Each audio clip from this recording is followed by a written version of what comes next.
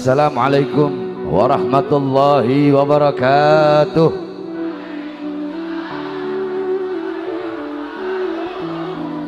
Alhamdulillah, alhamdulillahil qawiyyi sultanuh, al-wadihil burhanuh, al-mabsut fil wujud karamuhu wa ihsanuh.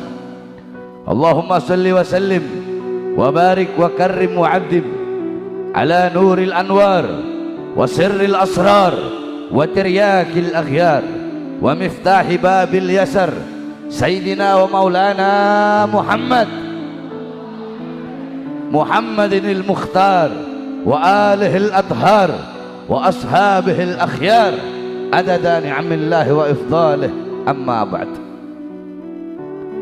Yang saya cintai, yang saya muliakan, segenap para alim ulama, segenap para kiai, para asatid, para habaib, para guru-guru, para tokoh masyarakat, segenap aparat pemerintah, wabil khusus yang saya cintai, yang saya muliakan, adik saya, saudara saya, Al-Ustadz Raden Syair Langit. Mudah-mudahan Allah panjangkan umur beliau, karena beliaulah yang menjadi wasilah, yang menjadi perantara bagi saya, bagi Al-Fakir pada malam hari ini bisa duduk berkumpul bersama jamaah desa apa ini?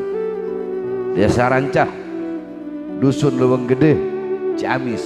Alhamdulillah, maka kita doakan mudah-mudahan Allah panjangkan umur beliau, Allah sehatkan jasmani dan ruhani beliau, Allah permudah urusan dunia akhirat beliau, Allah perjuangkan langkahan kaki beliau dalam berjuang dan berdakwah dalam berjuang dan berdakwah di jalan Allah Subhanahu wa taala, menyebarkan ajaran-ajaran baginda Nabi besar Muhammad, menjadi pewaris daripada keilmuan baginda Nabi besar Muhammad sallallahu alaihi wasallam, selalu menyampaikan yang benar itu benar, yang salah itu salah, dan istiqamah dalam hal tersebut.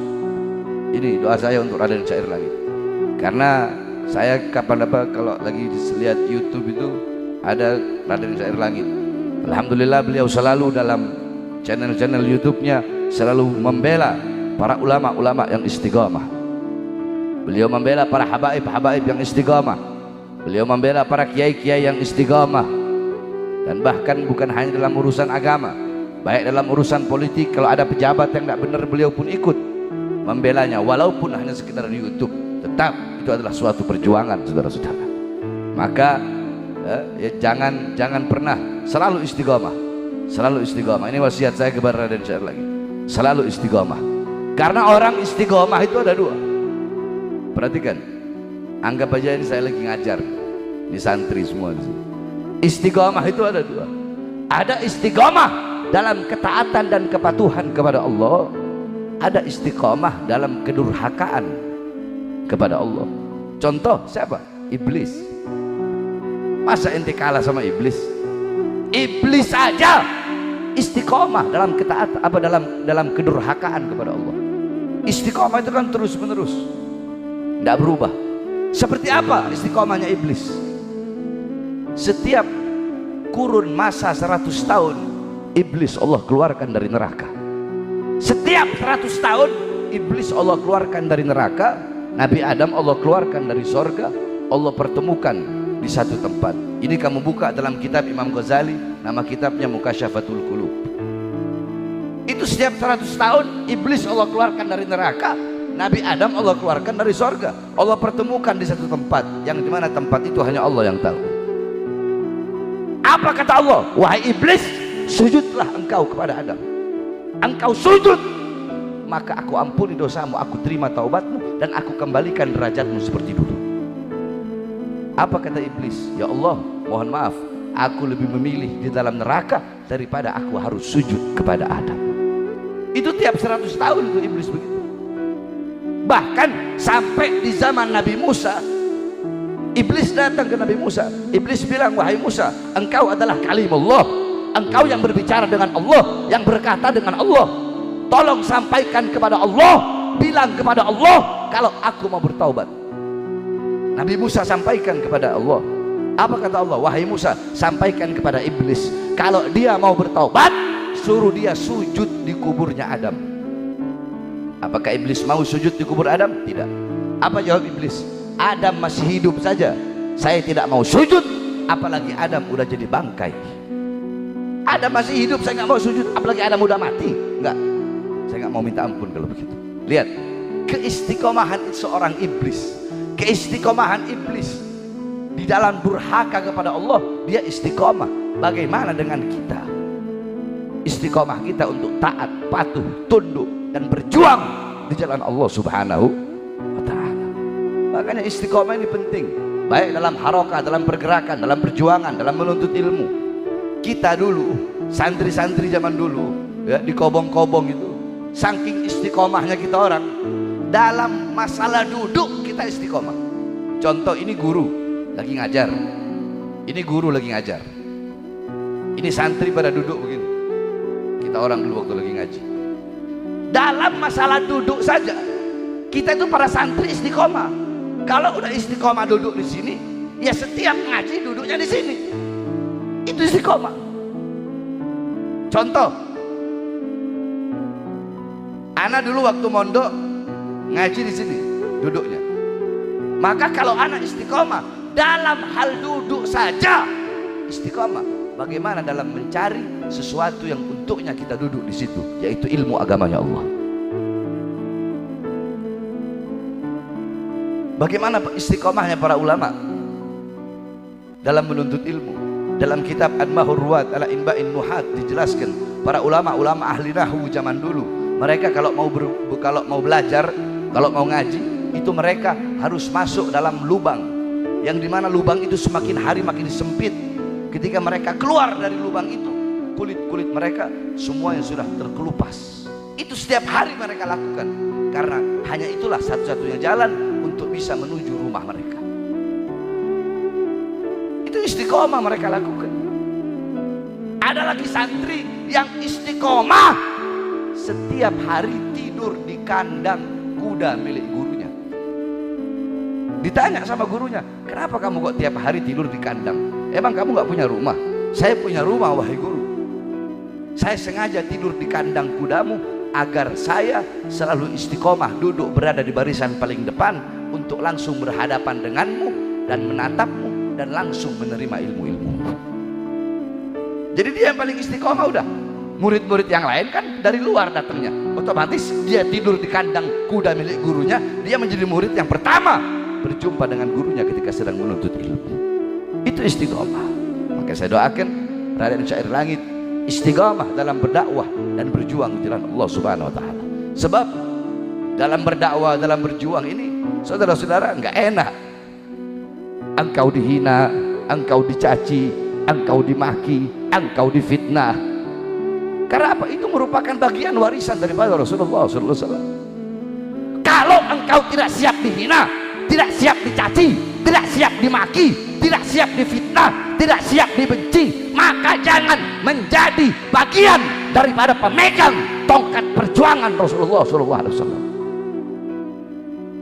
Tujuan kalian jadi santri untuk jadi orang berilmu, jadi ulama.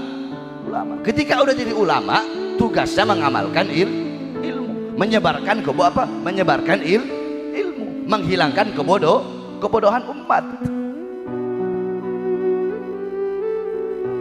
Kalian harus telan itu pahitnya semua itu, karena itu warisannya Rasul. Nah, Rasulullah dulu dihina, warisannya Rasul ilmu. Engkau menyampaikan ilmu, menyampaikan kebenaran, engkau dihina, itu merupakan satu set. Ibarat kata warisan itu satu set. Rasulullah dulu dihina, kamu mau berdakwah, mau berjuang seperti Rasulullah, harus siap juga dihina. Rasulullah dulu dilempari batu, diusir, dicaci, dimaki. Maka ketika engkau mau berdakwah, mau berjuang di jalan Allah, di jalan Rasulullah, engkau harus siap dilempari batu, diusir, dihina, dicaci, dimaki, dibenci, bahkan risiko paling berat dibunuh, karena itu merupakan warisan daripada Rasulullah SAW. Lihat bagaimana para sahabat-sahabat Rasulullah, bagaimana beliau-beliau memperjuangkan Islam, keistiqomahannya. Apakah Islam sampai kepada kita dengan cengengesan-cengengesan, dengan ketawa-ketawa, dengan rehlah, dengan santai-santai? Tidak. Bagaimana perjuangan Sumayyah binti Khabbab, seorang yang pertama kali mati syahidah dalam Islam. Sumayyah binti Khabbab, seorang wanita yang tua renta, dikubur setengah badan, ditancap perutnya pakai tembok, pakai tombak, keluar isi perutnya, dipaksa keluar dari ajaran Nabi Muhammad. Apakah Sumayyah binti Khabbab lebih memilih kebebasan dunia atau istiqomah dalam kecintaannya dan mengikuti ajaran Nabi Muhammad? Sumayyah binti Khabbab lebih memilih mati daripada harus meninggalkan ajaran baginda Nabi besar Muhammad. Bagaimana istiqomahnya seseorang yang bernama seorang wanita yang bernama Sayyidatuna Khansa?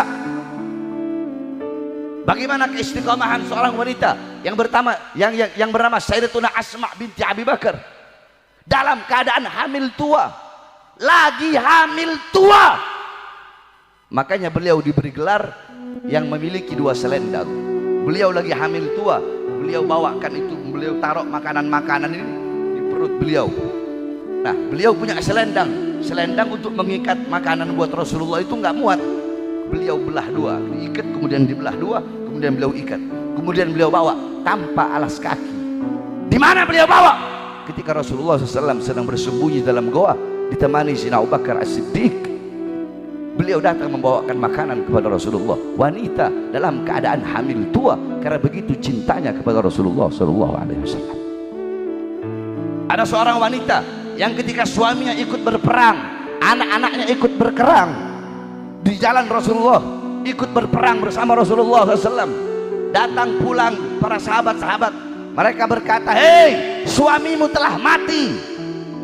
Apa katanya perempuan? "Jangan ceritakan suamiku." "Hei, anak pertamamu sudah mati syahid, jangan ceritakan, aku tidak mau dengar anak pertamaku." "Hei, anak keduamu, hei anak..." Apa katanya? "Aku tidak peduli tentang anak-anakku, suamiku. Yang aku tanyakan, bagaimana keadaan Rasulullah. Aku tidak sudi walaupun satu rambut selai rambut Rasulullah jatuh di muka buminya Allah Subhanahu wa ta'ala." Bagaimana keistiqomahan mereka, kecintaan mereka, pengorbanan mereka untuk Rasulullah. Talha bin Ubaidillah ketika perang, dia menjadi pelindung Rasulullah, dia jaga Rasulullah. Ada musuh Allah datang bawa pedang ingin memenggal Rasulullah, dia kasih tangan kanannya, putus tangan kanannya, saudara-saudara. Ada musuh Allah bawa pedang ingin menebas Rasulullah, dia kasih tangan kirinya, putus tangan kirinya. Ada musuh Allah bawa panah ingin memanah Rasulullah, dia tangkis dengan dada-dadanya. Dada-dadanya terkena ratusan anak panah, kedua tangannya putus. Sampai ada musuh Rasulullah yang bawa rantai, diputar-putar itu rantai, dilempar sampai menempel 2 buah mata rantai di pipinya Rasulullah SAW. Talha berkata, "Ya Rasulullah, aku ingin mengambil mata rantai yang menempel di pipimu ya Rasulullah, tapi aku sudah tidak punya tangan ya Rasulullah. Aku tidak punya tangan, aku hanya punya gigi yang tersisa. Maka izinkan aku mencabut kedua mata rantai yang ada di pipimu itu. Izinkan aku mencabutnya dengan gigi-gigiku ya Rasulullah." Ketika dicabut mata rantai itu, rontok gigi Talha bin Ubaidillah. Bagaimana seorang wanita yang bernama Hamiyatur Rasul, dijuluki Hamiyatur Rasul, pelindung Rasulullah. Kenapa? Karena seperti tadi, sama seperti Talha, tangan kanannya putus, tangan kirinya putus untuk melindungi Rasulullah. Siapa? Beliau Sayyidatuna Nusaybah. Ketika perang beliau lindungi Rasulullah. Beliau berkata, "Hei kalian para pengecut-pengecut, maju depan. Hei kalian cepat kemari, lindungi Rasulullah." Ini perempuan mengorbankan nyawa, jiwa, darah untuk Rasulullah, saking cintanya kepada Rasulullah. Nah pertanyaannya, saya dan kalian, apa yang telah kita korbankan untuk baginda Nabi besar Muhammad? Itu istiqomahnya beliau-beliau di dalam mencintai, di dalam membela. Nggak setengah-setengah, saudara-saudara, nggak setengah-setengah. Apa yang telah kita lakukan untuk Rasulullah? Nanti kau pulang dari sini tanya kepada anak-anakmu, putra-putrimu, apakah putra-putrimu kenal siapa Rasulullah? Tanya nama bapaknya Nabi, tanya nama ibunya Nabi, tanya nama kakeknya Nabi, tanya nama neneknya Nabi, tanya tanggal lahirnya Nabi, tanya bulan lahirnya Nabi, tanya hari lahirnya Nabi, tanya tahun hari lahirnya Nabi. Kalau anak-anak kalian, putra-putri kalian nggak tahu, maka mulai dari malam ini ke belakang kalian duduk di majelis ilmu, nol, tidak ada gunanya, saudara-saudara. Hancur semua, rusak semua, hilang semua. Kalau anak-anak kalian tidak tahu apa yang tadi yang saya sampaikan, pulang dari sini tanyakan kepada anak-anak kalian. Kalau anak-anak kalian nggak tahu, berarti anak-anak kalian, putra-putri kalian telah termasuk dalam lubang kesesatan, sehingga buta Islam, buta agama, buta Al-Quran, buta Rasulullah, dan kalian telah gagal sebagai orang tua untuk mendidik anak-anak kalian menjadi anak-anak baginda Nabi besar Muhammad. Sudah berkali-kali saya katakan, ini fitnah, ini zaman-zaman akhir, fitnah di mana-mana, kerusakan di mana-mana, mabuk di mana-mana, pelacuran di mana-mana, alkohol di mana-mana, narkoba di mana-mana, judi online di mana-mana, saudara-saudara. Di sini nyampe nggak judi online? Jujur, nyampe nggak? Jawab yang keras, nyampe nggak? Nyampe nggak? Yang tua main judi online nggak? Main nggak? Yang muda main nggak? Main nggak? Yang tua main nggak? Di mana-mana, bukan cuma di sini. Di mana-mana kena virus judi online. Polisinya kena judi online, tentaranya kena judi online, anggota dewannya kena judi online, pemerintahnya kena judi online. Rusak generasi bangsa kita ini, saudara. Terus bagaimana agar selamat? Agar selamat, berpegang teguhlah kepada ajaran baginda Nabi besar Muhammad. Tanamkan dalam hatimu kecintaan kepada Nabi Muhammad, kerinduan kepada Nabi Muhammad. Setiap engkau ingin melakukan sesuatu perkara-perkara, suatu hal-hal yang tidak disukai oleh Nabi, yang dimurkai oleh Allah, maka berpikirlah terlebih dahulu, oh ini hal, ini sesuatu ini tidak disukai oleh Allah, sesuatu ini tidak disukai oleh Nabi Muhammad, jangan aku lakukan. Saudara-saudara, engkau duduk pada malam hari ini memuliakan Nabi Muhammad, mengagungkan Nabi Muhammad. Engkau duduk pada malam hari ini bergembira dengan lahirnya baginda Nabi besar Muhammad SAW. Engkau menjadi hamba-hamba yang mulia. Kenapa? Karena engkau duduk di sini memuliakan Nabi Muhammad. Jadi jangan pikir kebalik, Nabi Muhammad yang menjadi mulia karena kita merayakan maulidnya. Enggak, kebah. Nabi Muhammad gak butuh itu, tapi kita yang butuh kepada maulid Nabi Muhammad. Nabi Muhammad gak butuh salawat kita, tapi kita yang butuh bersalawat kepada baginda Nabi besar Muhammad. Kalian menjadi agung. Kenapa? Karena kalian duduk di sini mengagungkan kelahiran makhluk yang paling agung, yaitu baginda Nabi besar Muhammad. Kalian duduk di sini menjadi hamba-hamba yang tampak, hamba-hamba terlihat, yang dipuji-puji oleh hamba-hamba yang tidak terlihat, yaitu para malaikat. Kenapa? Karena duduknya kalian di sini untuk memuji manusia yang paling terpuji, yaitu baginda Nabi besar Muhammad. Jadi kita itu menjadi mulia karena kita adalah umat Nabi Muhammad. Karena segala sesuatu, jikalau sesuatu itu berkaitan dengan Nabi Muhammad, pasti sesuatu itu menjadi mulia, saudara-saudara. Hajar Aswad menjadi batu yang mulia, yang dicium oleh jutaan umat manusia. Kenapa? Karena Hajar Aswad pernah dicium oleh bibir yang mulia, bibir baginda Nabi besar Muhammad. Mekah menjadi kota yang mulia, kota yang agung, kota yang dimana setiap hari turun 120 rahmat.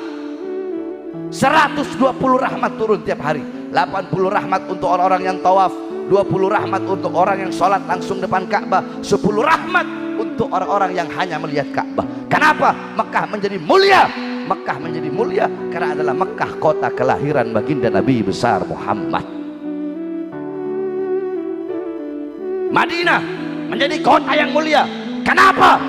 Karena Madinah adalah kota wafatnya dan kota dikuburkannya makhluk yang paling mulia, yaitu baginda Nabi besar Muhammad. Kalian menjadi umat yang paling mulia, umat yang paling agung. Kenapa? Karena kita adalah umat baginda Nabi besar Muhammad. Segala sesuatu yang berkaitan dengan Nabi Muhammad, pasti sesuatu itu menjadi mulia. Kalian duduk di sini memuliakan Nabi Muhammad, kalian menjadi mulia, kalian menjadi agung, kalian menjadi terpuji. Kenapa? Karena kalian duduk di sini untuk mengungkapkan kegembiraan kalian, rasa syukur kalian dengan kelahiran baginda Nabi besar Muhammad sallallahu alaihi wasallam, sehingga kalian menjadi mulia. Bahkan itu yang kalian duduki apa itu? Kalian duduk di mana? Karpet apa terpal? Ada yang karpet, ada yang terpal. Perhatikan, karpet yang kau duduki, terpal yang engkau duduki di sisi Allah lebih mulia daripada kursi yang diduduki oleh seorang presiden, raja ataupun sultan, saudara-saudara.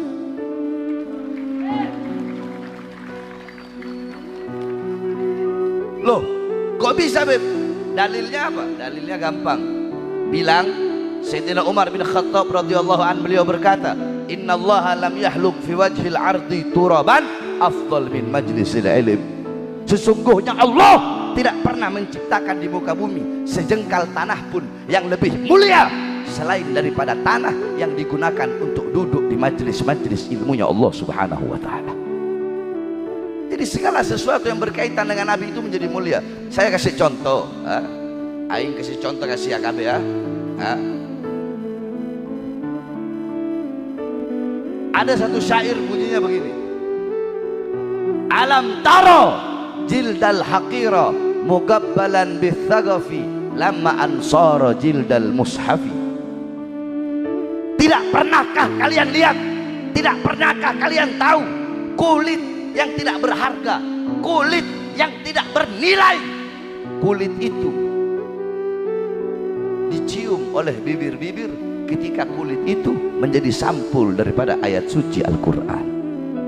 Saya kasih contoh, saya potong kambing, otomatis saya ambil kulitnya, saya jemur, kasih kering, baru udah selesai jadi. Ini kulitnya, saya belah dua, ini kulit kambing tadi, ini kulit kambing saya belah dua. Ini kulitnya sama nggak? Jawab, sama nggak? Sama nggak? Dari kambing yang sama nggak? Kulitnya sama berarti ya. Kulit yang satu ini saya bikin dompet. Ketika saya bikin dompet, apakah menyentuhnya harus punya wudhu? Saya taruh di bawah boleh? Saya lempar, saya taruh tong sampah, saya buang pinggir jalan, saya bakar. Kulit yang satu saya bikin sampul ayat suci Al-Quran. Boleh menyentuhnya nggak pakai wudhu? Berarti menyentuhnya harus dalam keadaan boleh saya lempar, boleh saya taruh bawah, harus ditaruh di tempat yang tinggi, megangnya harus pakai akhlak, harus pakai adab, pakai sopan sama nggak kulitnya? Sama nggak kambingnya? Tapi kenapa cara perlakuannya berbeda? Karena yang ini bercampur dengan sesuatu yang mulia. Apa itu? Ayat-ayat Al-Quran. Sehingga kulit yang tidak bernilai, yang awalnya tidak berharga, kulit ini menjadi mulia, bahkan dicium oleh bibir-bibir manusia karena dia menyatu dengan sesuatu yang mulia. Apa itu? Ayat Al-Quran. Nah, kita ini diibaratkan kulit. Ayat Qurannya itu Nabi Muhammad. Jadi kita menjadi mulia karena kita adalah umat baginda Nabi besar Muhammad. Paham? Nah, lagi ngaji nih, jangan takbir-takbiran dulu, bentar dulu, tenang aja. Paham? Baik, itu istiqomah. Anak belum mulai nih, anak masih bahas istiqomah, ya kan? Bener gak? Apa udah mulai? Belum ya? Baru bahas istiqomah kan? Jangan, karena ada acara di Purwakarta soalnya. Ya, baru bahas wasiat istiqomah buat Ustadz Raden Syair Langit. Biar istiqomah dalam ketaatan, kepatuhan, sampaikan yang benar itu benar, yang salah itu salah. Di sini juga semuanya ya, para pemuda-pemudi siap istiqomah, siap istiqomah, siap istiqomah. Baik, sedikit saya bahas dalil tentang maulid. Karena kalau mau saya bahas panjang lebar dalil maulid Nabi ini, waduh, 1 tahun gak habis-habis kita. Ya, saya akan persingkat-singkat saja. Saudara-saudara, di dalam Al-Quran Allah Subhanahu wa Ta'ala berfirman, semua ikuti saya.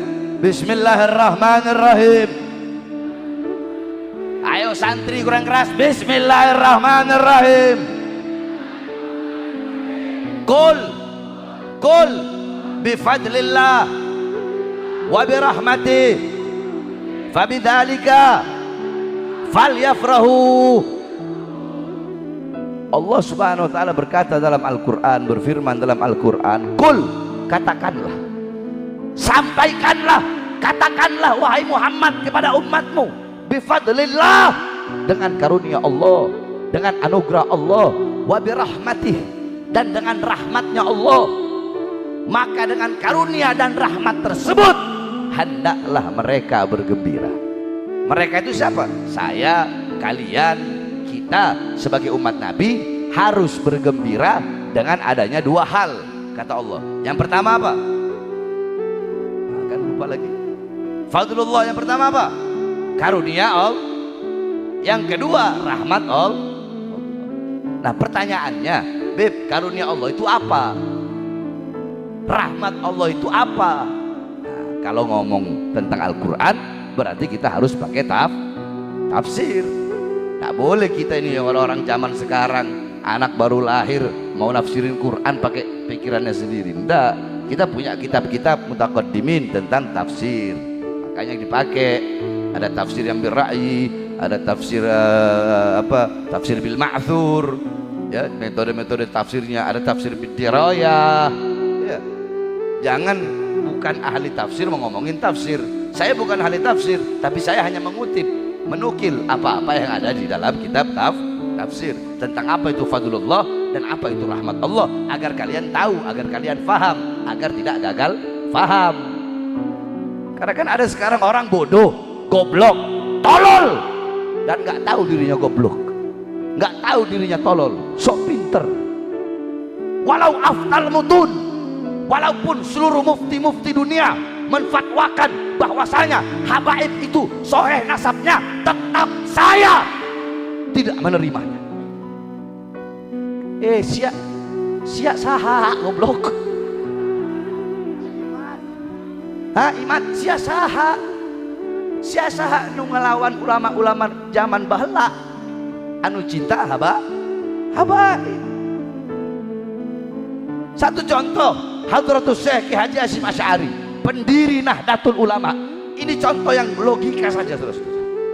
Di dalam NU itu ada namanya konun asasi. Apa namanya? Di sini kan banyak warga NU, masyarakat NU. Pasti tahu yang namanya konun asasi. Di dalam konun asasi NU itu Kiai Haji Hadratus Syekh Hasyim Asy'ari, beliau meletakkan syair daripada Al-Habib As-Sayyid Abdullah bin Alwi As-Segaf, Al-Habib Abdullah bin Ahmad As-Segaf kalau nggak salah. Beliau letakkan syairnya beliau, syairnya Habib Abdullah itu beliau letakkan dalam konun asasi. Ini konun asasi kan hak dasar asasnya NU. Ibarat kata itu benar-benar bentengnya NU, bentengnya NU, pondasinya NU. Tapi di situ ada syair dari seorang sayyid. Nah, tidak mungkin Kiai Haji Hasyim Asy'ari beliau meletakkan syairnya di situ, sedangkan itu syair seorang sayyid, seorang habib, Pak Alawi. Tidak mungkin akan beliau letakkan kalau beliau tidak yakin bahwasanya beliau adalah dzurriyyah Nabi Muhammad. Paham? Paham? Saya tanya masalah Jamis, paham? Nah sekarang gampang udah, kalau pakai dalil kebanyakan mau ikut siapa? Ikut Imad, ikut Abbas Buntet, ikut Roma Irama, atau mau ikut Kiai Haji Asif Asy'ari? Dua, Kiai Haji Hasan Genggong cintanya sama habaib luar biasa. Kalian mau ikut siapa? Mau ikut Imad? Mau ikut Imad, ikut Roma, Abbas Buntet dan geng-gengnya, atau mau ikut Kiai Haji Hasan Genggong, atau mau ikut Mbah Mangli, atau mau ikut Kiai Khalil Bangkalan, atau mau ikut Imam Nawawi, Syekh Nawawi Banten. Syekh Nawawi Al-Bantani suatu saat berjumpa dengan Sayyid Utsman bin Yahya Mufti Betawi di daerah Pekojan. Itu Al-Habib Utsman bin Yahya, kata Syekh Nawawi, ya Sayyid, ini arah kiblat ini belum benar. Kata Habib Utsman bin Yahya, ini udah benar ya Syekh? Belum benar, harus agak ke sini sedikit. Tetap di situ beliau saling ini. Akhirnya apa? Syekh Nawawi Al-Bantani mengeluarkan karomahnya. Habib Utsman bin Yahya bisa melihat ada Ka'bah di jari yang dimana Syekh Nawawi mengatakan arahkan ke situ kiblatnya. Ketika beliau mengarahkan tangannya, maka di situ Habib Utsman bin Yahya melihat adanya Ka'bah. Nah, kalau Syekh Nawawi Al-Bantani nggak percaya dengan adanya habaib, nggak percaya dengan adanya Sayyid Syarif Dzurriyyah Rasulullah, tidak mungkin ada percakapan itu, dan tidak mungkin beliau akan membenarkan sesuatu itu, saudara-saudara, membenarkan arah kiblat itu dan memanggil Habib Utsman bin Yahya dengan sebutan wahai Sayyid. Saya tanya, mau ikut siapa? Mau ikut Imad, Roma, Abbas Buntet, atau Syekh Nawawi? Begitu aja. Jadi ada satu kaidah begini, kalau kalian pengen suhroh, kalau kalian pengen dikenal gampang. Kalau kata pepatah Arab, kalau pengen dikenal, kencingi saja air sumur Zam-Zam, pasti kamu langsung dikenal. Kamu kencingi sumur Zam-Zam, pasti langsung dikenal kamu. Semua satu jazirah Arab pasti kenal, langsung viral kamu ngencingin sumur Zam-Zam. Jadi ngelakuin hal yang aneh. Ini ulama ahli nasab, ulama ahli fikih, ahli sejarah. Beliau-beliau tidak ada kecuali Wahabi. Dari kalangan Wahabi ada, tidak ada satupun yang membatalkan nasab habaib, nasab Ba'alawi. Tiba-tiba muncul bin Sarman, yang katanya mujaddidul Islam, langsung main-main membatalkan.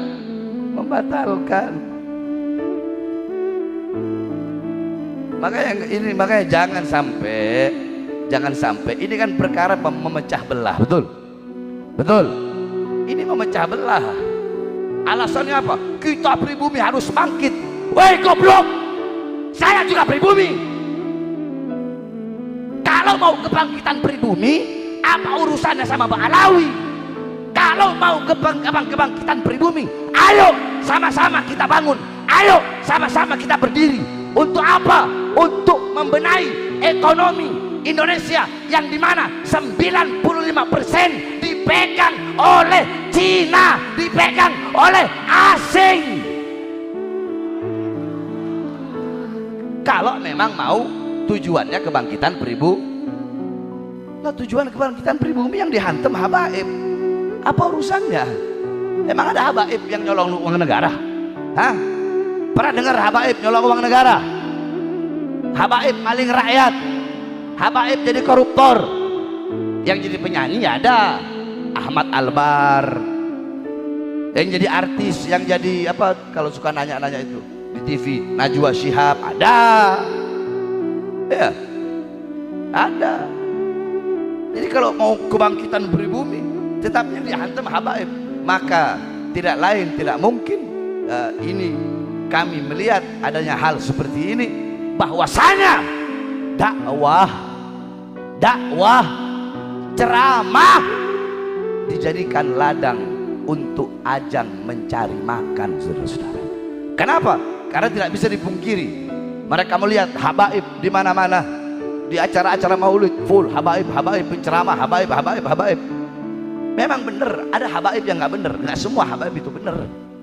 Ada habaib yang bangsat, ada habib yang bejat, ada habib yang narkoba, ada habib yang biadab, ada saudara-saudara, bukan enggak.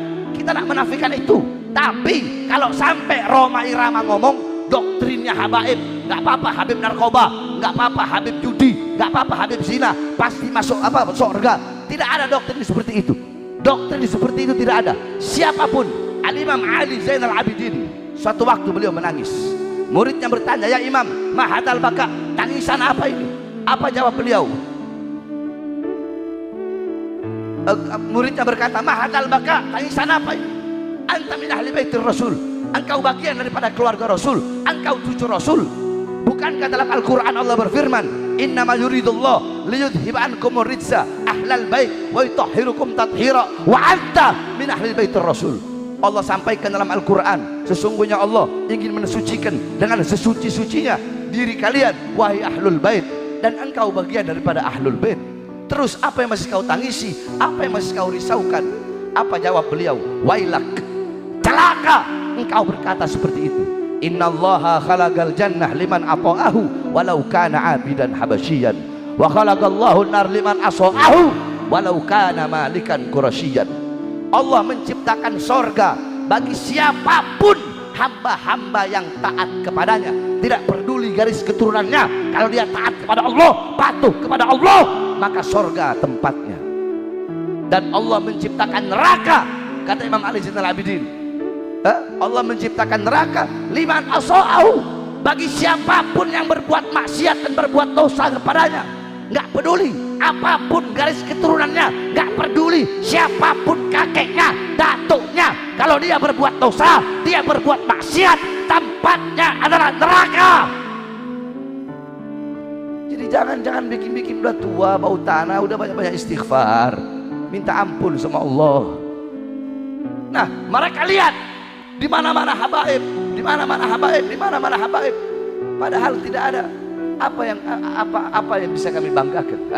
Apa yang mau kami banggakan, saudara-saudara? Ketika kalian berbuat dosa dapat pahala satu, kami dapat pahala. Ketika kalian berbuat dosa kalian berbuat dosa, dosanya satu, kami berbuat dosa, dosa kami dua, saudara-saudara. Tanggung jawab yang berat. Andaikan anak diberi pilihan mau lahir jadi seorang sayyid, seorang habib, atau jadi orang biasa, anak akan pilih lahir jadi orang biasa, saudara-saudara. Jangankan kita orang, Sayyidina Umar bin Khattab saja berkata apa?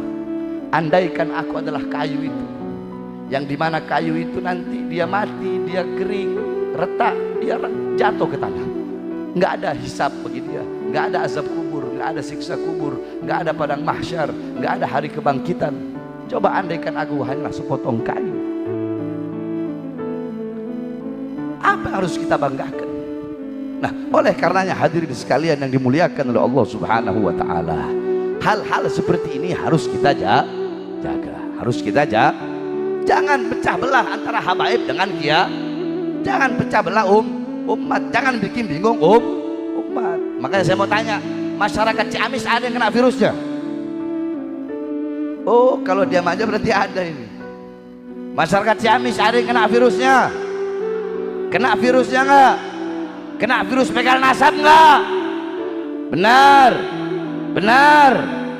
Kalau kena juga nggak apa-apa.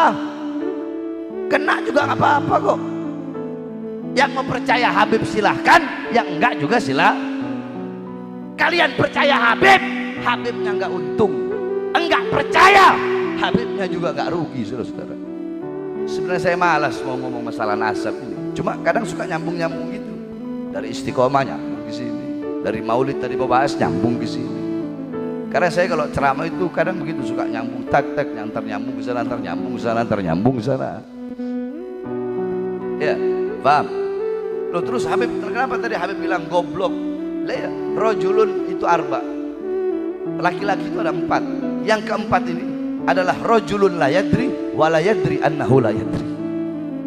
Laki-laki yang tidak tahu dan tidak tahu kalau dirinya tidak tahu, enggak tahu dan enggak sadar kalau dirinya enggak tahu.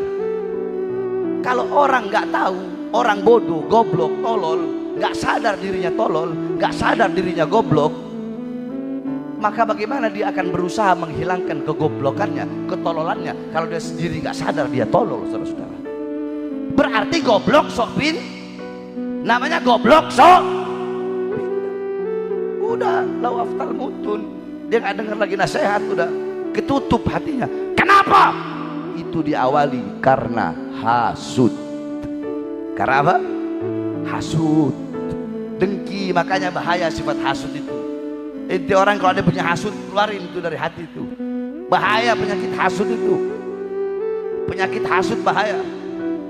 Saudara-saudara, inna awwala ma'siyatin fis sama al-hasad wa awwala ma'siyatin fil ard al-hasad. Pertama kali maksiat di langit itu adalah hasud. Hasudnya siapa? Hasudnya iblis kepada Nabi Adam. Pertama kali maksiat di bumi itu pun dari hasud. Hasudnya siapa? Hasudnya Qabil kepada Habil. Bahkan sampai-sampai ada satu cerita, saya ceritakan kepada kalian. Satu waktu iblis datang kepada Fir'aun. Iblis bilang, hai Fir'aun, sebejat-bejatnya saya nggak pernah ngaku Tuhan. Bener gak? Bener gak kata iblis? Kata Fir'aun, iya ya, saya ngaku Tuhan, kamu manusia makhluk yang paling dilaknat. Kira-kira ada nggak yang lebih bejat dari kita berdua, yang lebih bangsat dari kita berdua? Kata Fir'aun sama lagi ngobrol ini CS. Ada nggak yang lebih bejat? Ada nggak yang lebih bangsat? Kata iblis, oh ada, lebih bejat, lebih bangsat dari kita. Jadi kata iblis, saya ini punya tim sukses. Tim sukses untuk menyesatkan manusia ke dalam perbuatan dosa. Setiap dia berhasil, maka akan aku beri dia hadiah. Satu waktu aku punya tim sukses, dia berhasil, ternyata dia ini orang yang hasud. Aku tanya, kamu mau minta apa? Dia bilang, saya minta cuma satu, sapi milik tetangga saya mati. Kata iblis, aduh kalau urusan hidup mati itu urusan Allah. Udah begini aja, saya kasih kamu 100 ekor sapi. Nggak mau, saya nggak mau. Saya maunya sapi milik tetangga saya mati. Saya kasih 1000 ekor. Ditambah lagi sama iblis tawarannya. Kata dia apa? Jangankan 1000 ekor, walaupun semua sapi di dunia ini kamu kasih ke saya nggak mau. Saya mau sapi milik tetangga saya mati. Lihat, bejat, kurang ajar yang ini, hasud. Kurang ajar nggak? Biadab hasud. Jadi hasud itu, ya, ketika ente lagi dagang nih, berdagang, bukan mencari keuntungan, enggak, bukan itu. Hasud itu adalah senang ketika melihat orang lain susah, dan susah ketika melihat orang lain senang. Itu namanya hasud. Jadi kalau ente lagi ibarat aneh lagi dagang berdua nih sama Raden Syair dagang botol ini, ana dagang botol ini. Tapi Raden Syair dagangannya lebih laris. Ana dalam hati ngomong, kok dagangannya lebih laris ya? Oh mungkin dia lebih enak kali air putihnya. Gimana caranya? Air saya harus lebih enak dari dia. Itu bukan hasud namanya. Tapi kalau hasud, kurang ajar, banyak banget yang datang beli larutan cap kaki 3-nya Raden Syair ini. Gimana caranya? Itu warungnya kebakar, tokonya rusak, habis kalau bisa sama rumah-rumahnya. Nah itu baru hasud. Paham ya? Paham? Contoh beginilah, ada orang yang hasud, Habib Bahar kok ganteng ya? Seumpama anak-anak mah biasa aja. Seumpama kalau dia nggak hasud, bagaimana caranya biar dia bisa lebih ganteng dari saya? Kalau nggak hasud. Tapi kalau hasud, Habib Bahar nanti pas keluar rumah, saya mau lempar mukanya pakai apa yang bisa bikin meleleh itu, air keras. Saya mau lempar pakai air keras mukanya. Biar apa? Biar mukanya hancur, nggak ada lagi perempuan yang suka sama dia. Itu namanya hasud. Paham ya? Udah bisa membedakan ya? Nah, Bagaimana nggak hasut? Habib Bahar ceramah di Banten, setiap tempat 1 malam 6 tempat, 7 tempat, kadang 8 tempat, yang hadirnya ribuan. Habib Bahar ceramah di Tangerang, yang hadir ribuan. Jam 2 masih ditunggu, jam 3 masih ditunggu. Bagaimana? Tidak ada rasa hasut dalam dirinya, saudara-saudara. Ya udah kalau gitu mat perlu jadi Bahar bin Smith deh mat. Bahkan terakhir waktu saya datang ke Kresek gitu, saya pikir masyarakat di situ mau ngeroyok saya. Saya udah siap-siap fight ini. Gak taunya masyarakat di Kresek tempat imat malah berbondong-bondong cium tangan Habib, minta foto. Aduh, selamat datang di dunia nyata. Selamat datang di dunianya. Makanya udahlah, saya anggap mereka itu badut-badut. Badut-badut yang menghibur di dunia-dunia maya. Terserah kalian mau bilang Bahar bin Smith itu apa, terserah. Nilai saya sesuai dengan penilaian kalian. Tetapi ingat, yang saya perlihatkan kepada kalian hanyalah hal-hal yang saya izinkan untuk kalian lihat. Adapun yang belum saya izinkan untuk kalian lihat, masih banyak yang belum saya izinkan untuk kalian lihat. Makanya saudara-saudara, saya udah gak mau lagi bahas nasab. Sebab kenapa? Sebab bagi seekor singa terlalu mahal aumannya untuk membalas gonggongan para anjing-anjing, saudara-saudara.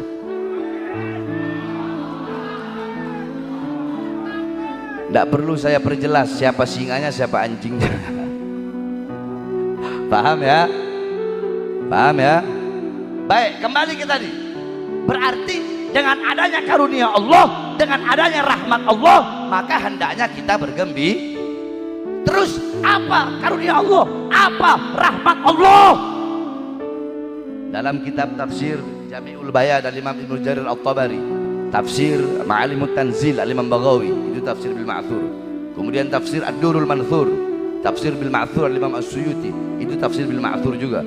Kemudian tafsir Madarikut Tanzil Imam An-Nasafi, tafsirul Kabir Al-Imam Fakhruddin Ar-Razi, tafsir Jalalain Al-Imam Jalaluddin Al-Mahalli yang diteruskan oleh Imam Jalaluddin As-Suyuti, dan masih banyak tafsir Ibnu Katsir dan masih banyak tafsir-tafsir yang lain. Di situ berbeda pendapat. Ada yang mengatakan karunia Allah itu adalah ilmu. Ada yang mengatakan karunia Allah adalah akal. Nah, rahmat ada yang mengatakan iman, ada yang mengatakan Islam. Tetapi kita mengambil tafsir bil Ma'thur. Saya ambil tafsir bil Ma'thur. Apa tafsir bil Ma'thur? Tafsir bil Ma'thur adalah menafsirkan satu ayat yang lain, menafsirkan satu ayat yang diambil dari ayat yang lain. Contoh, di situ rahmat. Dalam ayat yang lain Allah sebutkan apa? Wa ma arsalnaka illa rahmatan. Tidak aku utus engkau wahai Muhammad kecuali engkau adalah rahmat bagi seluruh alam semesta. Berarti karunia Allah, anugerah Allah adalah ilmu, akal, Al-Quran. Rahmat Allah dalam tafsir bil Ma'thur adalah baginda Nabi besar Muhammad SAW. Maka artinya dengan adanya karunia Allah dan dengan adanya Nabi Muhammad sebagai rahmat Allah, ya rahmat yang paling besar, rahmat yang paling agung, rahmat yang paling luhur, falyafrahu, hendaklah mereka bergembira. Hendaknya saya, kalian, hendaknya kita semua bergembira dengan lahirnya, dengan adanya baginda Nabi besar Muhammad. Paham? Jadi kita bergembira dengan maulud Nabi, duduk dengan maulud Nabi. Itu yang merentahin bukan para ustadz, para kiai, para habaib, para nabi, para rasul, para malaikat, bukan. Tapi yang memerintahkan Allah, yang memerintahkan Allah. Makanya dikatakan Muhammadun syukruhu fardun alal umami. Muhammad bersyukur dengan adanya beliau, bersyukur dengan lahirnya beliau. Wajib bagi setiap umat untuk bersyukur dengan adanya baginda Nabi besar Muhammad sallallahu alaihi wasallam. Nah, untuk itulah kita duduk di sini, bersyukur kepada Allah, bergembira. Atas apa? Atas lahirnya cahaya alam semesta, yaitu baginda Nabi besar Muhammad sallallahu alaihi wasallam. Oleh karenanya saudara-saudara, saya wasiatkan kepada engkau semua, intisari daripada perayaan maulid itu adalah kalian nanti pulang dari ini majelis, pulang dari acara maulid, kalian pulang dari sini, jadikan Nabi Muhammad sebagai uswah, qudwah, teladan, pedoman kalian dalam kehidupan kalian sehari-hari.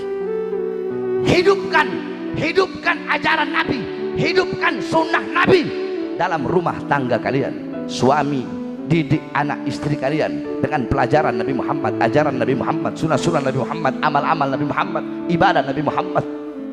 Kalian para tokoh-tokoh masyarakat, didik masyarakat kalian untuk mengenal Nabi Muhammad, didik mereka dengan Al-Quran, ajarkan mereka ilmu Nabi, amalnya Nabi, waroknya Nabi, akhlaknya Nabi, adabnya Nabi.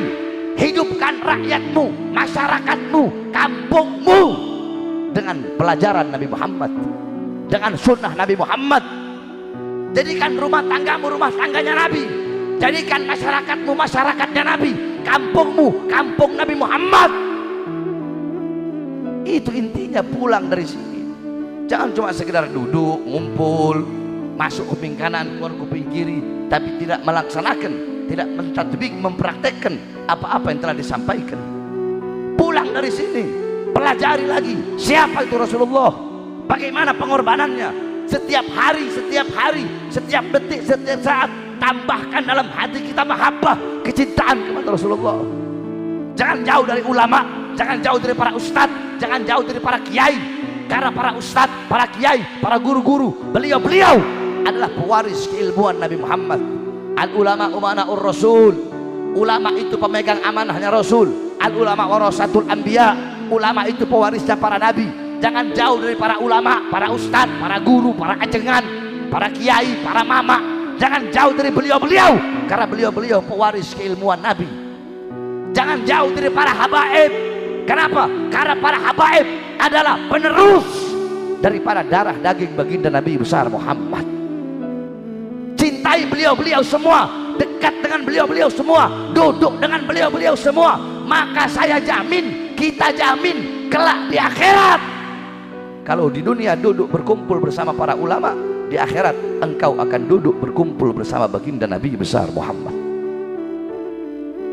Ada hadis Nabi ada, man jalasa aliman faka'annama jalasani fid dunya, faman jalasani fid dunya ajlastuhu ma'i yaumal qiyamah.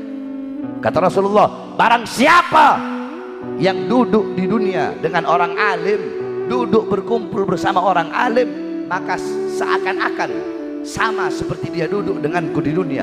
Dan siapa yang duduk denganku di dunia, kelak di akhirat akan aku dudukkan dia bersamaku kelak di akhirat, kata Rasulullah SAW. Jarak jauh atau dekatnya kalian dengan Nabi di akhirat, jarak jauh atau dekatnya kalian dengan Nabi Muhammad di akhirat gampang. Kalau di dunia kalian dekat dengan majelis ilmu, dekat dengan majelis zikir, dekat dengan majelis sholawat, dekat dengan para ustadz, para kiai, para habaib, dekat dengan para ulama, dipastikan di akhirat kalian dekat dengan baginda Nabi besar Muhammad. Tapi kalau di dunia jauh dari ulama, jauh dari habaib, jauh dari kiai, jauh dari para ustadz, jauh dari orang soleh, jauh dari majelis ilmu, jauh dari majelis taklim, jauh dari musholla, jauh dari masjid, maka dipastikan di akhirat engkau pun akan jauh daripada baginda Nabi besar Muhammad sallallahu alaihi wasallam. Falya'udzubillah, mudah-mudahan itu tidak terjadi kepada kita. Mudah-mudahan Allah halalkan kedua mata kita di akhirat memandang wajah indah baginda Nabi besar Muhammad sallallahu alaihi wasallam. Nah, saudara-saudara, kalian pulang dari sini bawa satu hadisnya Rasulullah sallallahu alaihi wasallam. Siap? Siap?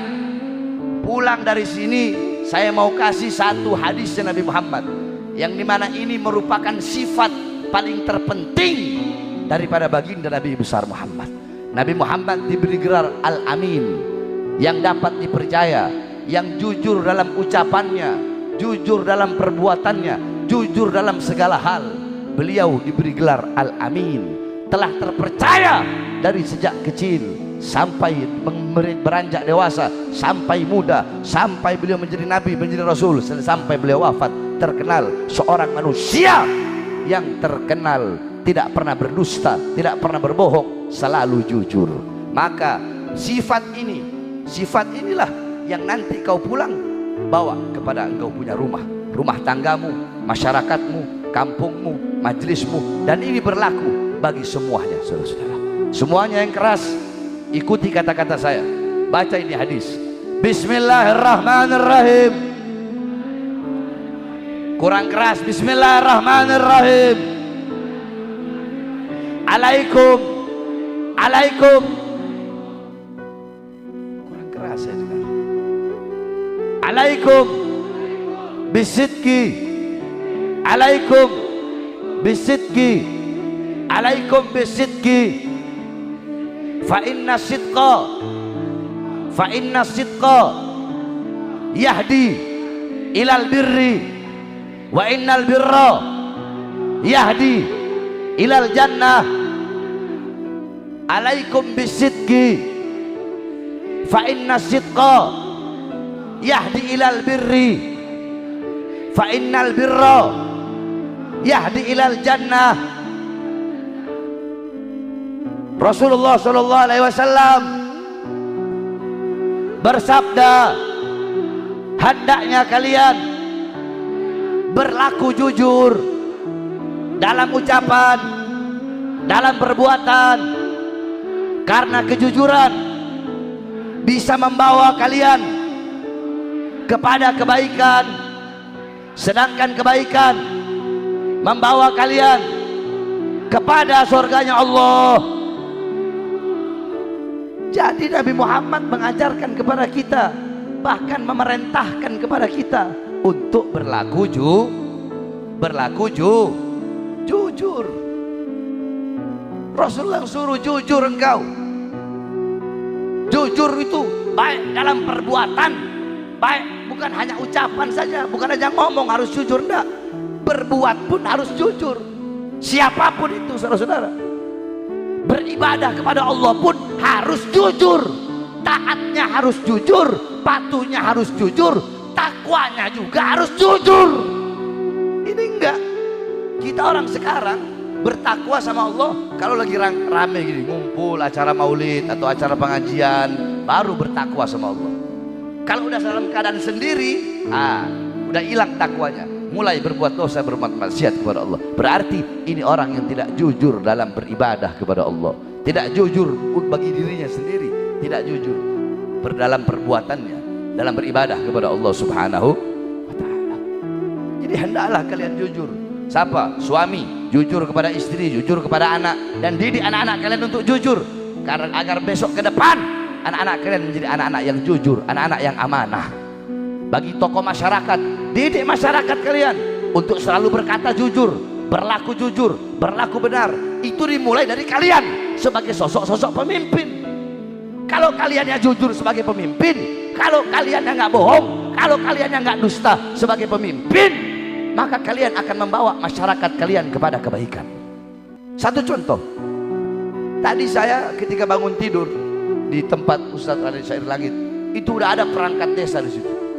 Perangkat desa semua pada datang, bilang, "Beb, mohon maaf, kepala desanya, kepala desa nggak bisa hadir, Beb, begini-begini, saya bagian ini, ini acara, alhamdulillah kami sangat senang, kami sangat." Nah, jikalau pejabat-pejabat seperti itu mereka jujur, itu mereka jujur dari hati, jujur, mereka jujur melihat bahwasanya mereka pengen masyarakat menjadi masyarakat yang mengikuti jejak Nabi Muhammad. Kalau pemimpin-pemimpinnya sudah jujur, sudah baik, taat kepada Allah, maka mereka akan membawa masyarakatnya menuju kebaikan, saudara-saudara. Contoh nggak dipersulit contohnya. Biasanya kan kalau Habib Bahar ceramah, dari Polda langsung turun itu biasa. Apalagi dulu Mabes Polri turun tangan. Tapi kali ini alhamdulillah enggak. Di mana-mana alhamdulillah diperlancar, enggak dipersulit. Mungkin karena udah akhir-akhir jabatannya Jokowi kali ya. Tapi nanti hadis ini ada kaitannya sama Jokowi. Jangan salah. Saya belum selesai, hadisnya belum selesai. Tenang. Ada kaitannya. Ada kaitan. Berarti apa tadi? Coba baca lagi hadis yang tadi. Nanti saya terusin. Berarti apa? Hendaknya, baca bareng-bareng. Gak apa-apa salah. Hendaknya apa? Hendaknya kita berlaku baik dalam atau karena kejujuran membawa kepada kebaikan, sedangkan kebaikan membawa kepada Jadi biar kalian pulang dari sini gak sia-sia bawa hadis itu. Itu saya maksud. Selanjutnya baca bareng-bareng. Wa iyyakum wal kadhib. Wa iyyakum wal kadhib. Fa innal kadhiba yahdi ilal fujur. Wa innal fujur yahdi ilan nar. Dan janganlah kalian berlaku bohong, dusta, curang, tidak jujur, tidak adil, karena itu semua akan membawa kepada kehancuran. Sedangkan kerusakan membawa kalian kepada neraka. Itu mafhum mukhalafahnya. Kalau kalian jujur membawa kepada kebaikan, membawa kepada surga. Sebaliknya, kalau kalian bohong, kalian dusta, maka itu membawa kalian kepada kerusakan, kehancuran. Kerusakan, kehancuran membawa kalian kepada neraka. Nah, wasiat ini Rasulullah wanti-wanti kepada kita. Hendaknya berlaku jujur. Jangan bohong, jangan dusta, siapapun itu. Kalian dalam rumah tangga, suami, istri, anak-anak, jangan biasakan ada dusta, ada bohong di dalam rumah tangga kalian. Kalian sesama tetangga, jangan biasakan berkata-berkata atau mengarang-arang cerita dusta di antara kalian. Kalian sesama masyarakat harus saling berkata jujur, sampaikan yang jujur. Jangan ada yang kalian tutup-tutupi, jangan ada yang kalian bohong-bohongi. Jangan pernah berbohong. Ini pun berlaku bagi para ulama, ustadznya, kiainya, habibnya, ajengannya. Kalau lagi dakwah, yang jujur. Kalau lagi ceramah, yang jujur.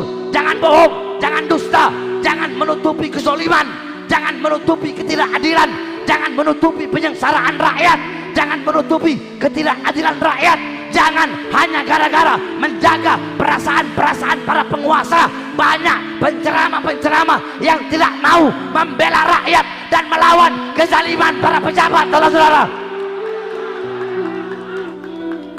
ini namanya ulama enggak jujur.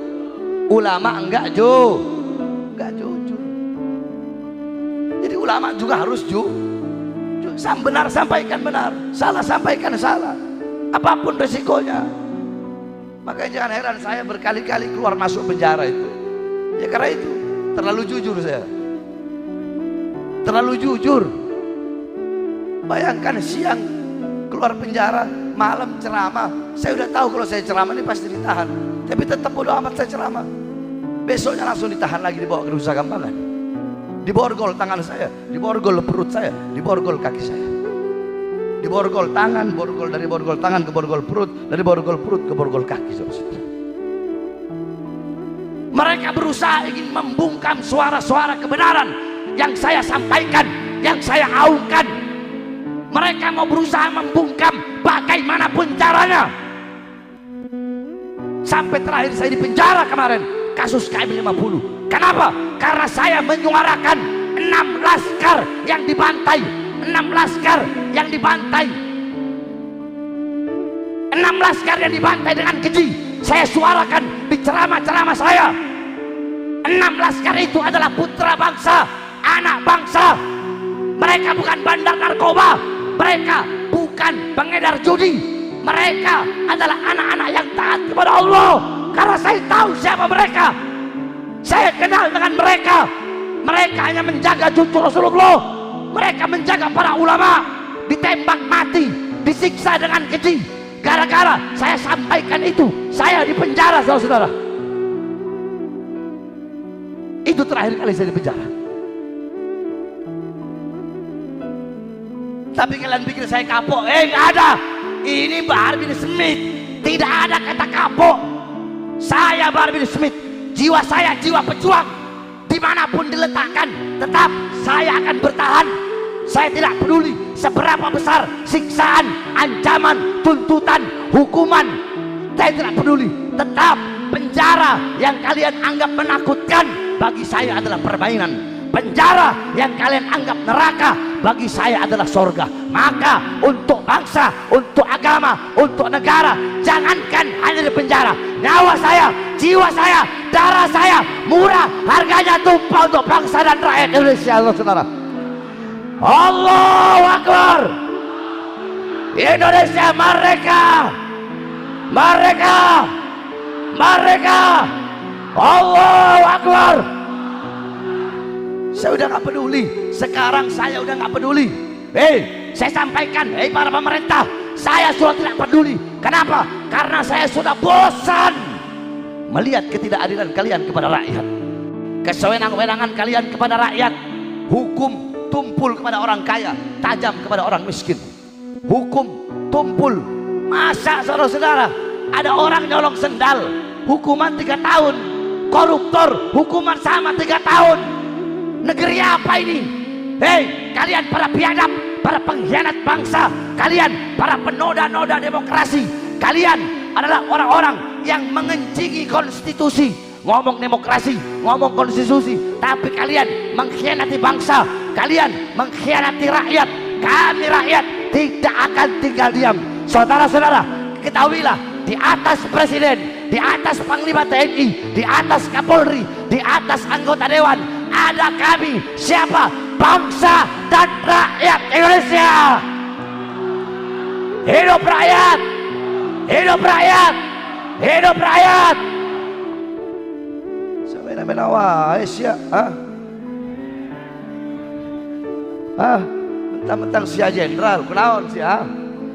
Iblis aing dahar sia mana? Kamu lagi apa tuh kalau kamu lagi? Sia pisan gitu ya? Iblis saya makan. Naon Sundana? Iblis ku aing di dahar. Mana lagi? Boro-boro maneh. Paham? Makanya jangan udah berjuang, saya udah gak peduli. Kalian mau apa saya? Mau penjara saya? Penjarain saya. Mau racun saya mau diracun, mau dibikin seakan-akan sakit jantung, bikin. Apa? Kalian mau bunuh saya seperti seakan-akan dibikin kecelakaan, bikin. Silakan bunuh saya. Makanya saya nggak tahu, saudara-saudara. Bisa minggu depan, bisa bulan depan, bisa kapanpun saya dibunuh, saya nggak tahu. Maka sebelum itu saya wasiatkan kepada kalian. Sebelum itu terjadi, saya wasiatkan kepada kalian, wahai para pemuda-pemudi Ciamis, camkan wasiat saya.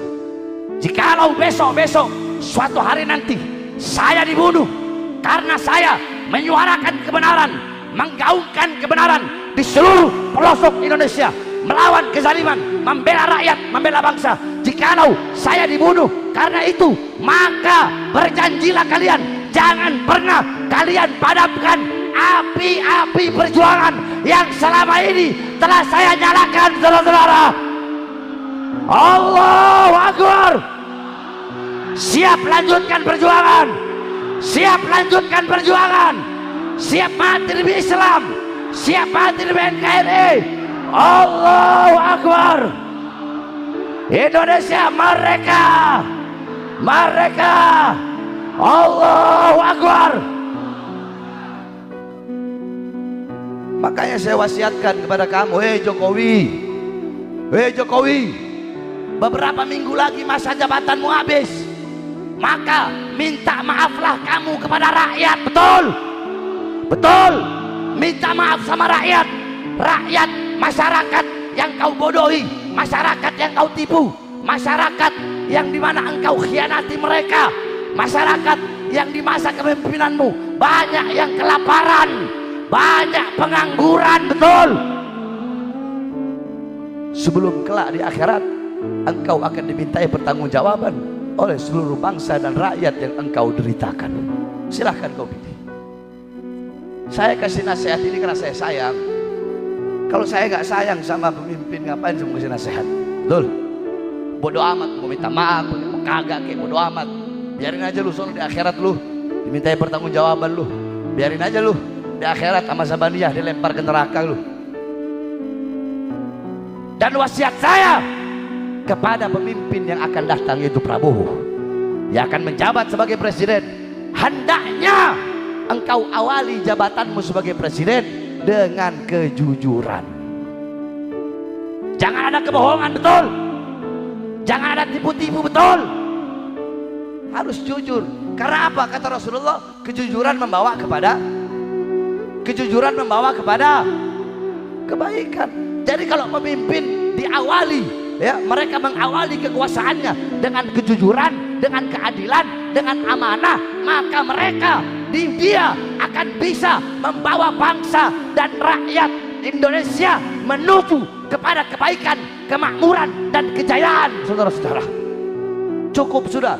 Selama ini kita Indonesia bergantung kepada negara-negara asing. Lunaskan utang-utang. Lunaskan utang-utang. Indonesia nggak boleh nunduk kepada negara-negara asing. Indonesia negara besar, betul. Kekayaan alam kita melimpah, betul.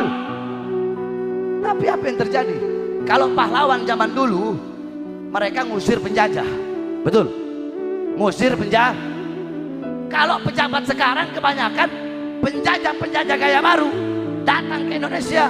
Mereka yang kalungkan bunga, padahal ini penjajah-penjajah gaya baru ingin merampok kekayaan alam yang ada di Indonesia, saudara-saudara. Saya tanya, selama Jokowi 2 periode ini, kalian senang atau susah? Yang keras, jangan bohong. Kalau senang bilang senang. Senang lebih banyak senangnya, inilah biar adil. Lebih banyak senangnya apa susahnya? Lebih susah. Pengangguran banyak enggak? Banyak enggak? Bu-ibu sembako naik enggak? Naik enggak? Naik enggak? Yang gratis-gratis masih sering dapat? Masih? Masih? Tapi kerasa susah apa enggak ini hidup? Kerasa susah?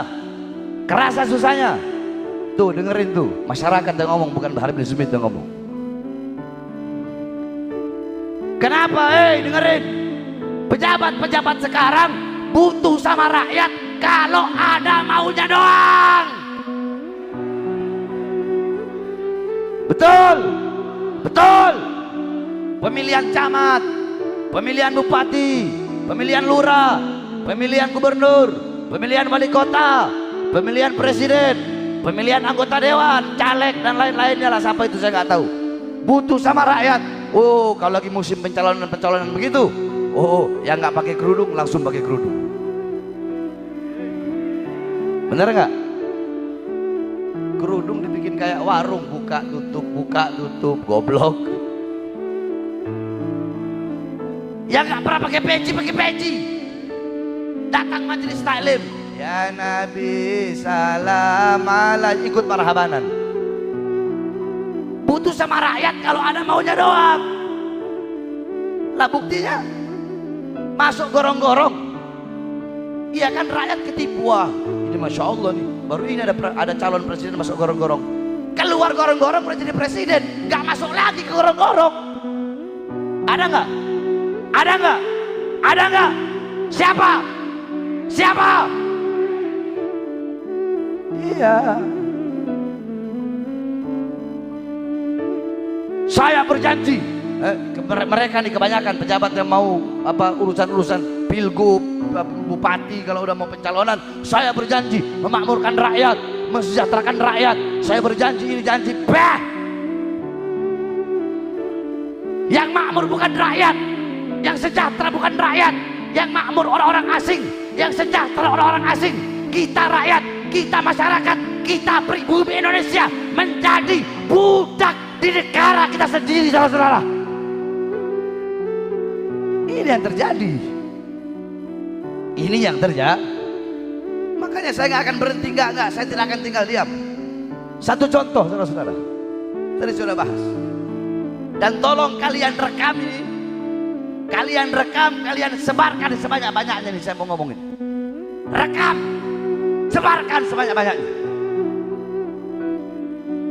Saudara-saudara, kemarin waktu saya pergi ke Pulau Komodo, yang dimana Pulau Komodo itu berada di Kecamatan Manggarai, Kabupaten Manggarai, Nusa Tenggara Timur. Saya ke sana pengen lihat komodo. Ketika saya sampai di sana pengen lihat komodo, saya ikut sholat Jumat, udah sembunyi di paling belakang. Saya pikir di sini susah signal, orang nggak mungkin lihat YouTube, nggak ada yang kenal saya. Saya sembunyi di belakang. Nggak taunya selesai sholat pada dikerumunin semua, hebar. Sampai satu kampung itu ngerumunin saya. Udah, saya pergi jalan lihat komodo. Yang harusnya pakai ranger apa itu, yang pakai apa pawang, ini semua satu kampung keluar, mereka pawang-pawang semua, keluar semua. Selesai itu turun dari atas, saya lihat ada kayak kantin gitu dari bambu sama seng. Saya tanya, ini apa kantin buat turis-turis ini? Oh bukan Beb, itu bukan kantin. Terus apa? Ini sekolah. Hah? Sekolah kayak begini? Dari semen apa? Dari seng, terus pakai bambu di dalamnya. Semua pakai bambu, rata-rata pakai bambu. Iya Beb, ini sekolah negeri. Sekolah negeri, tapi dibangun dari dana masyarakat Pulau Komodo. Satu kakak 100.000 Beb. Jadi kami urunan, kami bangunlah sekolah negeri ini. Di mana bupatinya? Di mana gubernur NTT-nya?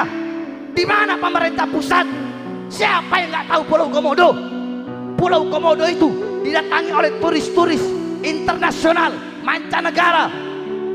Bukankah Jokowi berkata Labuan Bajo banyak pulau-pulau yang indah, banyak kita punya komodo, hewan yang dimana ini hewan-hewan yang luar biasa, yang dimana ini harusnya mensejahterakan rakyat. Jokowi pernah berbicara seperti itu. Tapi mana rakyat yang sejahtera? Sekolahnya dari bambu, sekolahnya dari seng. Saya lihat pakai mata kepala saya sendiri, langsung saya bikin video agar sampai ke pemerintah pusat. Ada apa ini? Apakah keadilan hanya didapatkan oleh masyarakat-masyarakat yang berada di kota-kota? IKN kalian bangun secepat kilat. Ini anak-anak Komodo, mereka sekolah panas-panasan, mereka pakai seng dan coba bambu, saudara. Kesayat hati saya melihat hal itu. Makanya saya sampaikan, segera bangun sekolah untuk mereka anak-anak di Pulau Komodo. Sekolah mereka dari seng, dari bambu.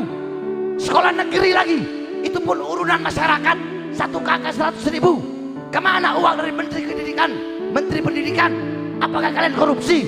Pastikan dari pusat ngirim untuk provinsi, dari provinsi ngirim untuk kabupaten. Apakah uang itu dikorupsi? Sehingga masyarakat Pulau Komodo mereka membangun sekolah negeri dengan uang mereka sendiri, dan sekolahnya tidak layak, bambu dan pakai seng, saudara. Saya lihat baru kemarin, dan saya akan sampaikan ini di ceramah-ceramah saya sampai mereka mendapatkan keadilan. Kalau bikin sekolah swasta sih enak kita bantunya. Saya tinggal bantu nih sekian miliar, sekian. Ini kan negeri, saudara.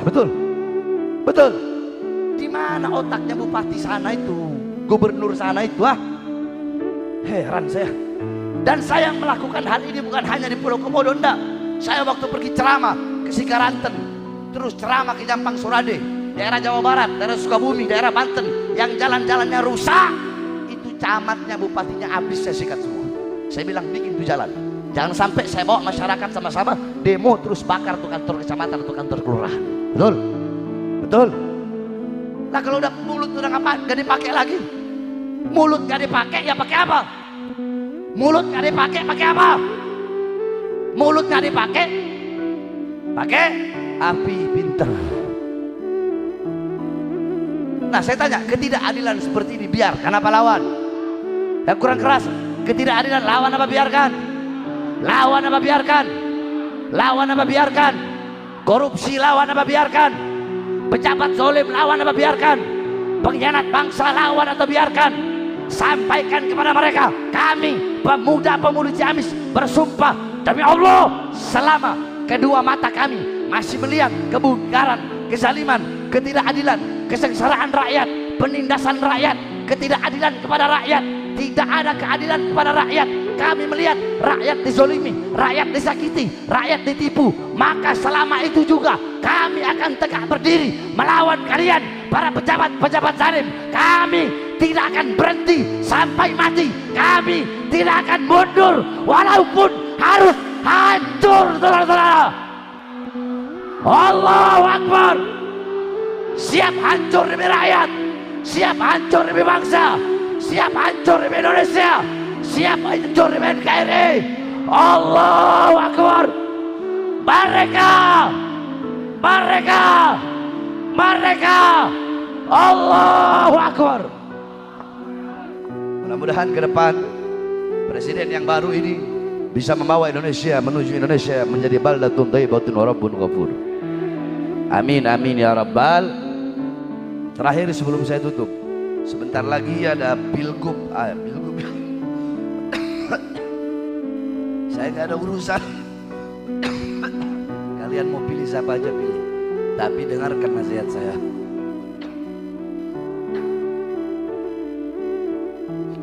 Jantung saya kumat. Perhatikan kan nasihat saya. Kalian mau pilih gubernur atau pilih pemimpin siapapun, jikalau andaikan calonnya ada 2 atau 3 atau 4, maka kalian lihat dari 4 ini yang paling baik mana, itu yang kalian pilih.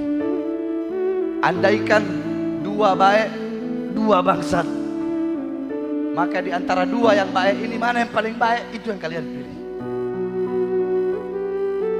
Kalau 3 bangsat 1 baik, pilih yang baik, jangan pilih yang bangsat. Kalau 4-4-nya bangsat, maka pilih yang paling ringan kebangsatannya. Paham? Paham ya? Paham?